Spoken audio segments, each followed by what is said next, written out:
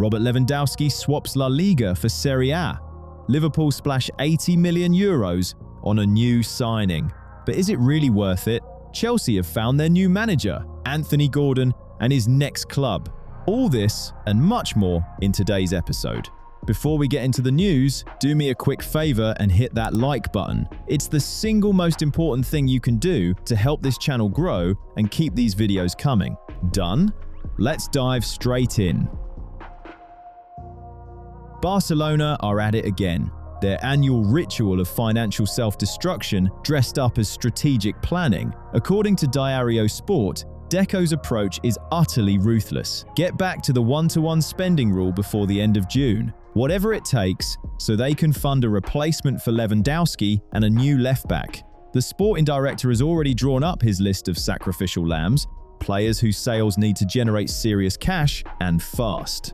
This isn't about tactical balance. This is pure survival mathematics from a club drowning in chronic debt. The headline act on this particular auction block is Alejandro Balde. The lad has completely lost his battle with Cancelo, going from being hailed as the new Alba to just another expensive name on a bloated wage sheet. And who's lurking on the horizon? Manchester United, naturally, a club with a proud tradition of paying well over the odds for hope, where everyone else can plainly see stagnation. Meanwhile, Deco is quietly showing Jules Koundé the door. There's no official push, but Jorge Mendes has been tasked with finding a buyer willing to part with at least €50 million.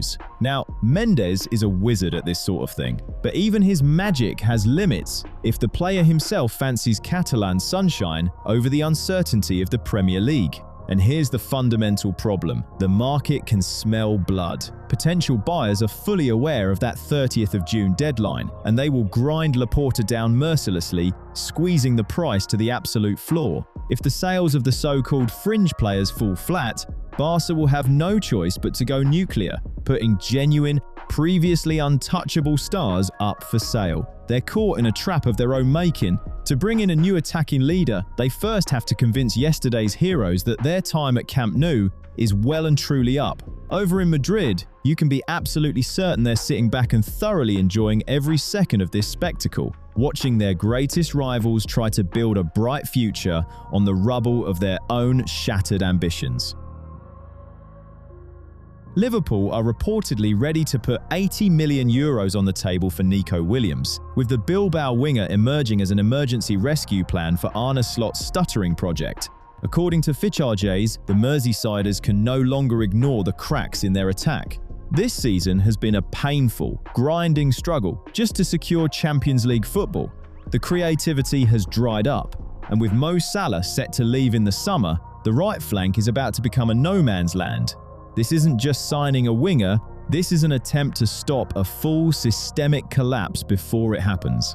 Salah takes an entire era with him when he goes, and if Liverpool can't find someone with that same level of audacity and brilliance in the final third, they risk sliding quietly into the category of comfortable, mid-table clubs who live off past glories. At 23, Nico represents that concentrated, controlled chaos that Slot's rather sterile system is desperately crying out for. Yes, his former Athletic this season has been patchy, and it's been an underwhelming campaign by his standards. But that's precisely what makes €80 million feel like a manageable figure right now, before his price inevitably rockets back up. Technically, he's built for the Premier League, the kind of player who can burn down a touchline relentlessly for 90 minutes. There's a genuine risk here, no question. Liverpool would be investing in potential that needs to be reawakened after a difficult spell in the Basque Country, but Premier League rivals are already poised and ready to pounce. Any hesitation in negotiations will spark a bidding war that Liverpool, in their current state, simply cannot win. Williams needs a bigger stage, and the Reds need a leader capable of winning matches even when the system around him is creaking. Anfield have finally woken up to a painful truth. Trying to replace a player of Salah's magnitude on the cheap is a guaranteed route to mid-table mediocrity, and 80 million right now is merely the price of admission to an elite, where the consequences of getting it wrong go far beyond just the money. Speaking of dragging your feet on important decisions, you've watched my videos more than once, yet that subscribe button is still glowing red, like some sort of warning light in the Liverpool boardroom. Don't be like the Merseyside hierarchy. Don't leave it until everything's already fallen apart. Do yourself a favor. Hit subscribe and turn on notifications so you never miss a new episode. And trust me, it's considerably cheaper than 80 million for Nico Williams. 8th place. The view from Stamford Bridge right now looks like a monument to broken promises. 10 points off the top 5, European football hanging by a thread, and the tactical experiments of Maresca and Rosinia well and truly binned. The London hierarchy have suddenly decided to change direction entirely, and rather than their usual habit of hoovering up teenagers for some distant vision of 2030, they've set their sights on a 25-year-old winger who's already been through the Premier League grinder and won't need 6 months to find his feet. Anthony Gordon is the man they want, and Chelsea are reportedly willing to scrap for him at £80 million. According to The Athletic, this pursuit is a direct attempt to fix the chronic imbalance on the left flank, not with another vague, long-term talent, but with someone described as a world-class player who can do a job right now. Gordon brings verticality, pace, and an absolutely relentless work rate, making him the perfect crisis tool for a squad that's been all over the place. Bayern Munich have entered the race too, but Chelsea are coming with financial aggression. They don't want abstract potential, they want functionality immediately. What this really represents is an admission of a systemic error. The club have spent years collecting shiny young prospects, completely forgetting that what you actually need on a football pitch are athletes capable of handling elite-level pressure and intensity week in, week out. Spending 80 million in an attempt to salvage previous investments worth £500 million. That, ladies and gentlemen, is the authentic economics of the modern Chelsea Football Club. The 30th of June will mark the final chapter of Robert Lewandowski's time in Catalonia. The two parties have hit an absolute deadlock. 37 years old is simply too advanced, an age for a top club that's no longer willing to keep paying a premium for past glories. On the subject of critical indicators, 0 likes from a regular viewer does about as much damage to my motivation as Lewandowski's age does to Laporta's transfer plans. Lads, if you've been watching my videos longer than Robert's been running around football pitches but still haven't hit that thumbs up, your silence is genuinely more frightening than Barcelona's wage bill. Let's give the algorithm a bit of a boost before we're all completely grey, and we'll crack on. While Camp Nou prepares for a full wage bill clear-out, agent Pini Zahavi is already dictating terms in Italy. According to Tutto Sport, Juventus have put a concrete offer on the table, a one-season contract worth €6 million net plus bonuses. It's a calculated gamble from Damian Comolli. The Bianconeri's chief executive apparently has more faith in a veteran's magic than in the development of his own younger players. To make this happen, Juve have made a hugely controversial call, completely freezing contract extension talks with Dusan Vlahovic. The club's logic is blunt and entirely cynical. They need results immediately, and Lewandowski demands a guaranteed starting berth. At Barcelona, what was on offer amounted to a humiliating pay cut and a role as a wise old head, making the occasional cameo off the bench.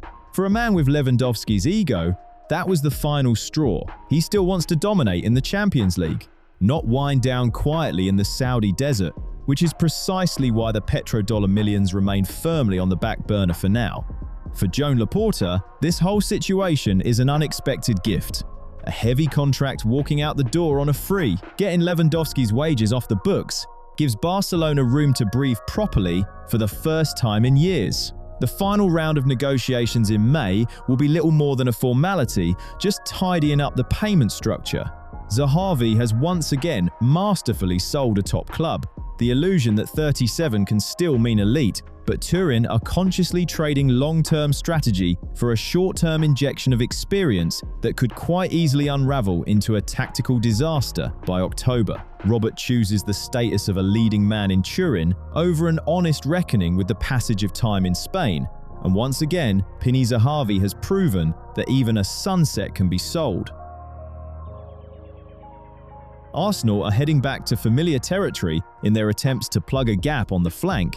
Serge Gnabry is reportedly back on the radar in North London. As Ekrem Kono reports, the Gunners have already started playing their trademark hardball. While Munich are dreaming of 35 million euros, Arsenal are coolly offering 25. And that 10 million euro chasm in valuation hasn't appeared from nowhere. At 30, a winger whose entire game is built around explosive pace becomes a prisoner of his own body, particularly when the treatment table is effectively a permanent fixture in his schedule through to July. 10 goals and 11 assists this season are figures that still look impressive on paper, but they're overshadowed by the reality that Gnabry has effectively become less of a footballer and more of a strategic rehabilitation project. Arteta needs squad depth and cover for Bukayo Saka, but there's absolutely no way Arsenal are paying top price for a player with that sort of injury record. The risk is enormous. Either Serge rediscovers that old sharpness, or he becomes the most expensive spectator at the Emirates.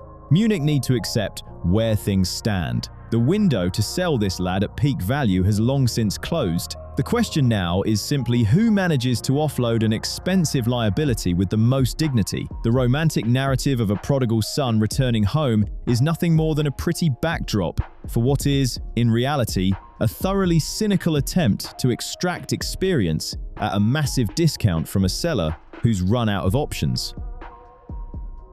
Chelsea's hierarchy have identified their next tactical sticking plaster for what has become a very drawn-out crisis. Andoni Iraola is leaving Bournemouth at just the right moment. His contract is up, his reputation is at its absolute peak, and for the Blueco accountants, this is a rare stroke of fortune, getting a genuinely top-level, systematic manager without spending a single penny in compensation. As Court Offside reports, the Spaniard has emerged as the clear favourite to take the reins of London's ongoing chaos. The owner's plan is breathtakingly cynical. Transplant a high-intensity, aggressive pressing system onto a squad full of elite, but almost entirely undisciplined young talent. Iraola is renowned for his tactical precision, the very thing Stamford Bridge has been sorely missing for several transfer windows now. But behind the glittering appeal of a career springboard, the trap is painfully obvious. He'd be swapping the relative comfort of the South Coast for a dressing room where managerial goodwill evaporates faster than the ink dries on a contract.